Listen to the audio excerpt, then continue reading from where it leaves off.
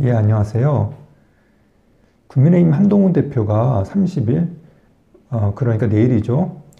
당대표 취임 100일 기자회견에서 강강, 약, 약, 보수, 강자에겐 강하고 약자에겐 약한 보수를 새로운 보수 브랜드로 발표할 것이라고 알려졌다고 일부 언론에서 보도했는데요.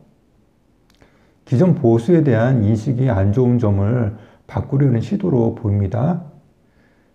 여러분들은 한동훈 대표의 이런 시도에 대해서 어떤 생각이 드시나요? 저는 솔직히 걱정이 됩니다. 강자에겐 강하고 약자에겐 약한 것은 좋은 것이죠. 이건 보수뿐만 아니라 모든 정치 세력들에게 필요한 덕목이라고도 할 수 있겠습니다.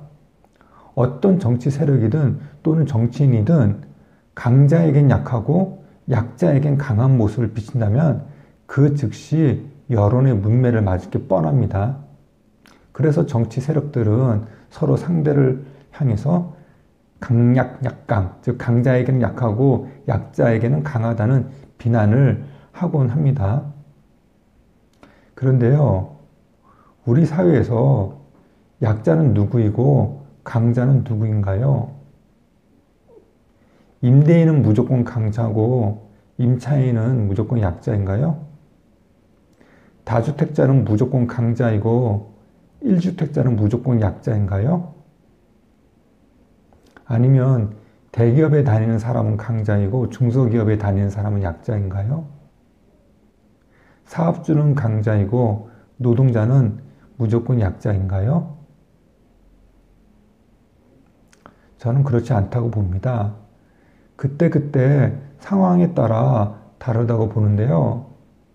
이처럼 사회가 복잡하고 다양한데 우리 사회를 강자와 약자로 갈라치기 하는 건 옳지 않다고 봅니다. 앞서 더불어민주당 이재명 대표가 지난 2021년 대선 출마 당시 억강부약, 강한 자를 누르고 약한 자를 돕는다를 내세웠는데요. 저는 그때 이재명 대표의 억강부약이 갈라치기 선동처럼 느껴졌습니다. 물론 이재명 대표의 진짜 마음은 제가 알 수 없지만요. 그런데 한동훈 대표도 이재명 대표와 비슷한 걸 내세운다고 하니까 걱정이 됩니다. 특히 한 대표는 보수 정당인 국민의힘 대표이기에 더욱 그렇습니다. 그래서 한동훈 대표가 이런 부분에 대해 잘 설명을 해야 할 것이라고 봅니다. 사족을 달자면 저는 강강약약 정책을 최소한의 부작용만 일으키면서 실천할 수 있는 방법이 세금이라고 생각합니다. 세제요, 세금제도. 쉽게 말해서 돈을 번 기간과 액수에 따라 차등적으로 세금을 매기는 것이 저는 강강약약의 한 방법이라고, 좋은 방법이라고 생각이 돼요. 짧은 기간에 돈을 많이 벌었으면 그만큼 세금을 많이 내야 하는 게 맞죠. 대다수의 어떤 그 기업들도 그런 생각을 하고 있습니다. 우리가 열심히 경영을 해가지고 돈을 많이 벌었으면 그만큼 세금 많이 내는 건 좋다. 그런데 아예 뭐 대기업이라고 무슨 규제로 경영 뭐 사업을 갖다가 마음대로 못하게 하는 거 그건 문제다. 이런 불만을 많이 토로하는 걸 제가 봤습니다. 지난 좌파 정권에서는 돈을 번 기간과 액수와 상관없이 소위 증오세를 남발했는데요. 증오세요. 대표적인 예로 다주택자에 대한 징벌적 종부세를 매겼습니다. 다주택자는 그 가액에 상관없이 너희들은 무조건 나쁜 사람들이니까 그러면서 막 세금을 갖다가 폭탄 매겼잖아요.